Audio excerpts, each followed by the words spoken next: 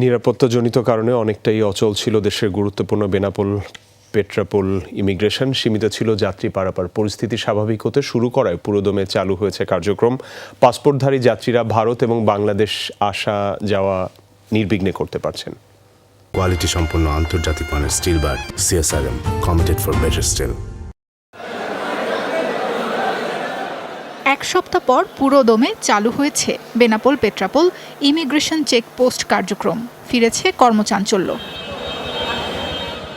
ব্যস্ত এই স্থলবন্দর দিয়ে সপ্তাহে গড়ে ৪৫,০০০ পাসপোর্টধারী যাত্রী আসা যাওয়া করে।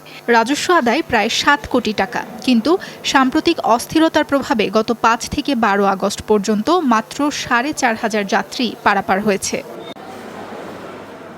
শেখ হাসিনা পদত্যাগ করে ভারতে চলে যাওয়ার পর সীমিত করা হয় যাত্রী পারাপার। তবে ধীরে ধীরে আইন শৃঙ্খলা পরিস্থিতির উন্নতি হওয়ায় ট্যুরিস্ট, মেডিকেল ও বিজনেস ভিসায় আবারও যাতায়াত শুরু হয়েছে।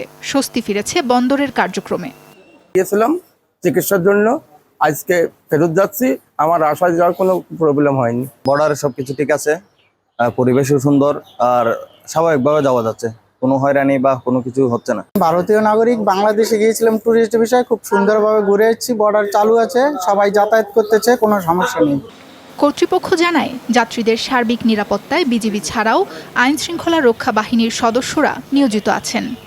অন্তর্বর্তীকালীন সরকার দায়িত্ব নেওয়ার পর থেকে আইন শৃঙ্খলা পরিস্থিতি স্বাভাবিক হতে শুরু করেছে এবং বেনাপোল স্থলবন্দর দিয়ে এবং ইমিগ্রেশন চেকপোস্ট দিয়ে মাঝে নিরাপত্তার আশঙ্কায় বা বিভিন্ন কারণে এখানে সাধারণ যাত্রী চলাচল সংখ্যা অনেক কমে যায়।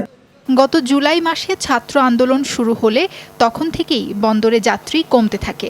আগস্টের প্রথম ভাগে যা তলানিতে ঠেকে। সাবরিনা লিজা, যমুনা নিউজ।